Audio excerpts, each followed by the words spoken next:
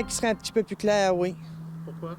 Parce qu'on est toujours comme dans l'incertitude de savoir comment est-ce que ça va y aller dans les prochains mois, les prochaines semaines. C'est un peu d'annoncer vraiment de façon publique dans les médias tels que télé, ces choses-là, de façon à savoir exactement ce qu'on a le droit et pas de faire.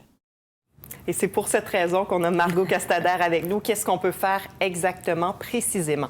Revenons d'abord sur ces unités familiales. Ça crée pas mal de confusion en fin de semaine. Voilà, parce qu'il faut bien comprendre, Karine, quand on parle de bulle familiale, d'unité familiale, qu'on ne parle pas de la famille au sens les enfants, les parents, les grands-parents, les oncles, les tantes. On parle vraiment du même foyer, des personnes qui vivent à la même adresse, sous le même toit. Donc, si vous vivez encore avec vos enfants, ils appartiennent à la même unité familiale. Mais par exemple, s'ils sont plus grands et qu'ils sont partis faire leurs études et qu'ils habitent hors de votre foyer, ils ne font plus partie de votre unité familiale. Même chose, par exemple, pour les colocataires. Même si vous ne faites pas partie vous n'êtes pas reliés de manière d'avoir des liens parentaux, vous faites partie du même foyer, de la même unité familiale. Donc ça, il fallait quand même le préciser. Maintenant, pour cette histoire de jumelage, on va prendre l'exemple de 3 foyers A, B et C. Les foyers A et B peuvent décider de se jumeler. Donc c'est un choix qui est exclusif, qui se fait entre les deux. Et entre eux, eh bien, il n'y aura plus à respecter de distance sociale. Donc plus de règles de 2 mètres entre ces 2 foyers. On peut s'inviter à souper, on peut se faire des cols, on peut garder les enfants des autres foyers. Donc entre eux, en fait, il n'y a plus de distance qui s'impose.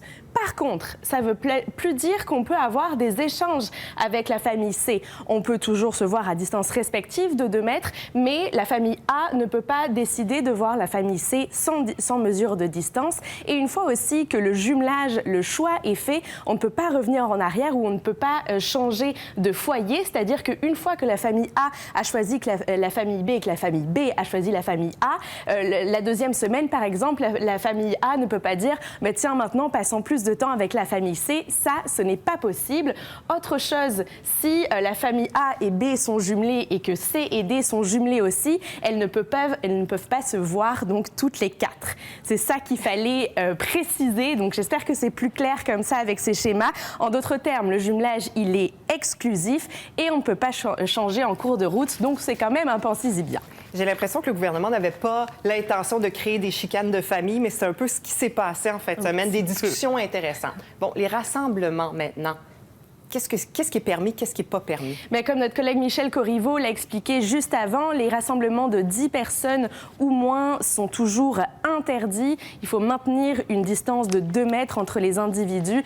Tout ce qui est rassemblement de 10 personnes ou moins, ça viendra dans les prochaines étapes de confinement. Mais donc, on garde toujours bien cette distance entre 2 mètres, par exemple à l'épicerie ou quand vous allez vous promener. Donc, qu'est-ce qui est permis maintenant?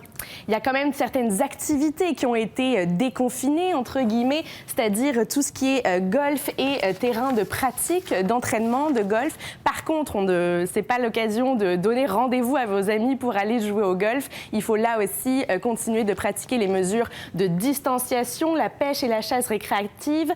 Tout ce qui est les parcs en plein air. Et là, c'est les parcs pour aller marcher, mais tout ce qui est terrain de jeu pour les enfants, ça, c'est toujours fermé. Le covoiturage est permis, mais juste 2 personnes avec une personne qui s'assoit à l'arrière du véhicule. Tout ce qui est religieux, les services religieux, mais en plein air. Et enfin, tout ce qui est éducation post-secondaire, seulement si c'est dans le plan d'enseignement de l'étudiant. Donc, première étape du plan de déconfinement, c'est ce que ça comprend. C'est ces activités-là. Merci beaucoup, Margot. Avec plaisir.